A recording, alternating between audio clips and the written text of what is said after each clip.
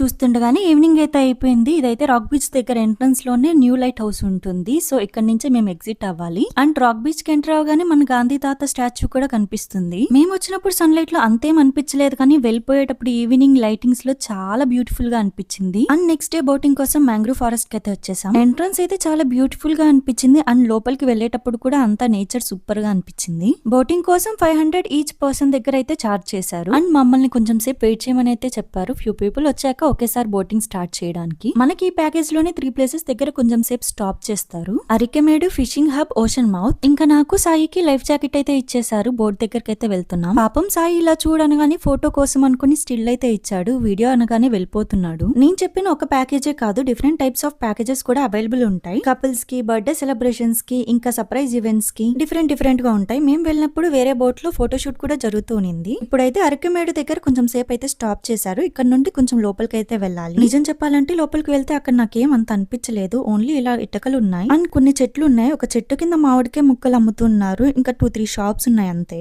And next fishing hub దగ్గరికి అయితే వెళ్ళాం. And last ocean mouth. Ocean mouth అంటే ఏం లేదు, సముద్రంలో కొంచెం లోపల వరకు తీసుకెళ్లి వాటర్ లో వేవ్స్ ఇస్తూ కొంచెం బోట్ నలా ఇలా మూవ్ చేస్తారు. పాండిచేరిలో ఇదొక్కటే బోటింగ్ ప్లేస్ కాదు, ఇంకా చాలా ఉన్నాయి. One of the place paradise beach. అక్కడ కూడా బోటింగ్ ఉంది. కంపేర్ టు హియర్ అక్కడే వాటర్ కొంచెం నీట్ గా ఉన్నాయి. ఇంకా కొన్ని విషయాలు నెక్స్ట్ వీడియోలో మీతో షేర్ చేసుకుంటాను. ఇప్పటి వరకు మన వీడియో చూసినందుకు thank you so much. First time చూసేవాళ్ళు ప్లీజ్ లైక్ చేయండి, ఇంకా సబ్స్క్రైబ్ చేసుకోండి.